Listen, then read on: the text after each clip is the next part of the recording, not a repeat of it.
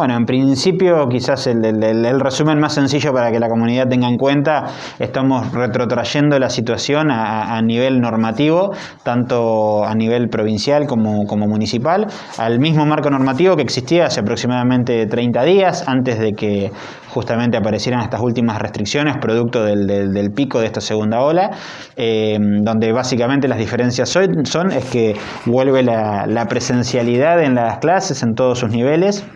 lo cual conlleva también que las actividades extracurriculares que se encontraban suspendidas puedan realizarse con el mismo protocolo que la educación tradicional. A su vez, los clubes deportivos que también habían suspendido sus actividades pueden volver a hacerlo con los mismos protocolos que estaban vigentes hasta este último cierre, donde de acuerdo a cada una de las disciplinas el protocolo es distinto, y de acuerdo también a la superficie de cada establecimiento el aforo del mismo también va variando,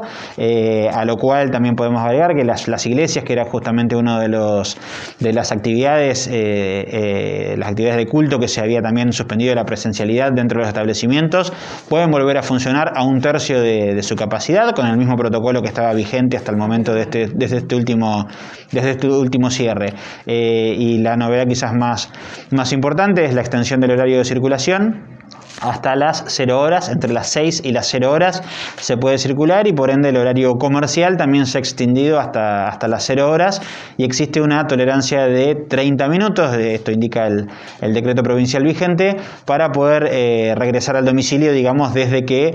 los mismos trabajadores de cualquiera de estos sectores comerciales finalizan sus tareas, como el de cualquier consumidor. ¿No hay diferencia entre días de semana y fin de semana en horarios? No, en esta oportunidad, justamente desde lunes a lunes, se mantiene justamente esta restricción hasta las 12 horas por el momento. ¿Qué pasa con gastronómicos? Los gastronómicos pueden seguir funcionando exactamente con el mismo protocolo que hasta el momento, con la misma capacidad que se ha indicado cuando se ha inspeccionado cada uno de los establecimientos, y pueden trabajar justamente hasta las 0 horas. Recordemos que hasta ayer podían hacerlo hasta las 23, tienen una hora más de posibilidad, digamos, para poder trabajar. ¿Qué pasa con la circulación entre las localidades? ¿Ya no hay más esa restricción hasta las 19 horas? La circulación entre las localidades, las que estemos dentro de la misma realidad epidemiológica, con el mismo calificador, se puede circular libremente entre ellas. En el caso de que aparezca justamente circulación entre localidades que tengan distinta realidad epidemiológica, va a depender con qué localidades, si existe algún tipo de restricción para el ingreso. Sigue existiendo al día de hoy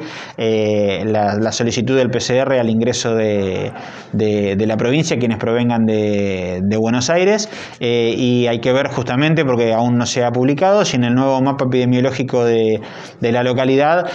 logramos bajar, teniendo en cuenta que los indicadores han mejorado, de la calificación de alto riesgo a la de riesgo intermedio. ¿Nadie solicita, PCR para ingresar o algo? No, en particular las restricciones de circulación están establecidas para toda la jurisdicción provincial, y se realizan estos controles justamente en las fronteras entre la provincia del Chubut y Río Negro, o entre Chubut y Santa Cruz. ¿Esta extensión de horario obedece a una baja en la curva de contagios? ¿Cómo es la situación? Justamente la extensión horaria y la flexibilización de estas actividades obedece justamente a dos factores en realidad. Todo lo que tiene que ver con las actividades extracurriculares y deportivas con los niños estaba atado a lo que eran las restricciones en la educación, en este avance del proceso de vacunación, donde se han dado prioridad a los docentes, en general, digamos, también en los docentes que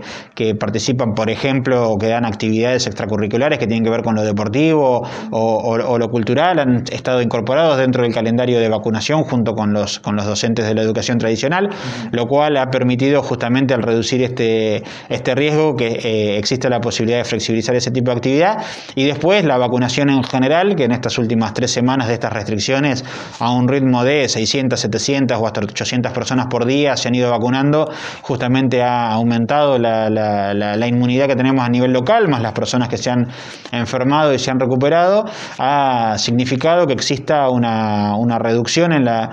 cantidad de casos diarios que se venían presentando. Si bien la cantidad de casos activos es importante, porque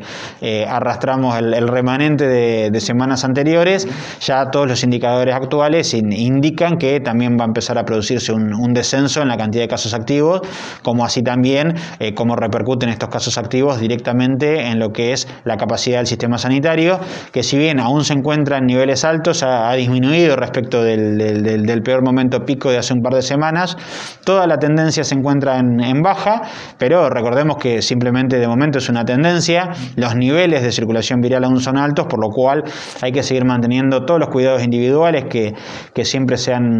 hecho hincapié hasta el cansancio, ¿no? Lo que tiene que ver con la utilización del cubreboca nariz, el mantener la distancia y el lavado de manos, como así también gran parte de las restricciones siguen vigentes, ¿no? Recordemos que estamos flexibilizando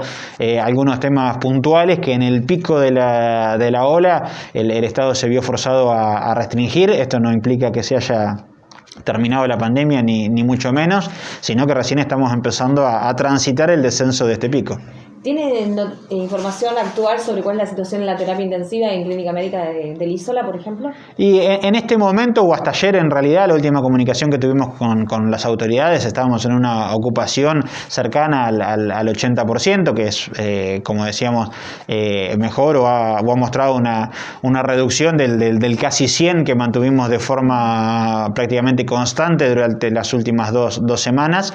Pero como bien decíamos, no es situación para relajarse, porque lógicamente se vienen algunas fechas claves, como puede ser el Día del Padre, donde justamente el gobierno provincial está analizando por ahí alguna alternativa específica para ese fin de semana, y como siempre la demanda acumulada, ¿no? que ocurre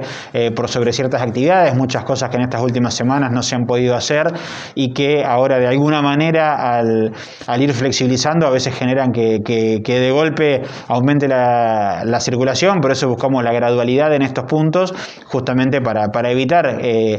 romper este equilibrio tan delicado que es el que siempre el Estado busca intentar mantener entre qué es lo que se puede y no se puede hacer, la situación sanitaria en general, la capacidad del sistema sanitario y la situación económica también. Son múltiples factores con los cuales el Estado constantemente debe estar garantizando algún balance que sea lógico, ¿no? Entre la economía, la psiquis de cada una de las personas, porque recordemos que muchas de las actividades son recreativas, pero son necesarias para la salud mental de cada uno, y justamente la salud en general que se ve reflejado en el estado del sistema sanitario. No puedo dejar de consultarle qué pasa con las reuniones, teniendo en cuenta que este fin de semana hubieron muchas reuniones clandestinas que fueron desactivadas por la policía. ¿Qué pasa con ese punto en especial? Bueno, ese punto en especial en realidad hay que separarlo en dos partes, ¿no? O sea, la reunión familiar hasta 10 personas es algo que está habilitado y está contemplado en este último decreto. Cualquier reunión por encima de esa cantidad ya entraría, digamos, en calidad de una reunión prohibida, y ni hablar, digamos, si dentro de esa reunión nos encontramos con alcohol, música, baile, etcétera, ya estaríamos entrando prácticamente en la categoría de fiesta clandestina, donde recordemos que es una actividad totalmente prohibida y donde las autoridades, tanto provinciales, nacionales como municipales, están constantemente monitoreando, por un lado, las redes o los distintos sistemas de convocatoria, y por otro lado en la calle y atendiendo las distintas vías de denuncia para tratar de evitar justamente este tipo de actos, y también recordarles a la comunidad que son fuertemente sancionados, donde recordemos que aparte de imputar el delito penal a los organizadores y propietarios de la vivienda, que es donde normalmente se realizan, también justamente a través de la ordenanza 11348 se establece que esto también es una contravención municipal, donde se aplican infracciones bastante importantes que pueden ir desde los 38.000 pesos a los 190.000 en función de la cantidad de gente y el tipo de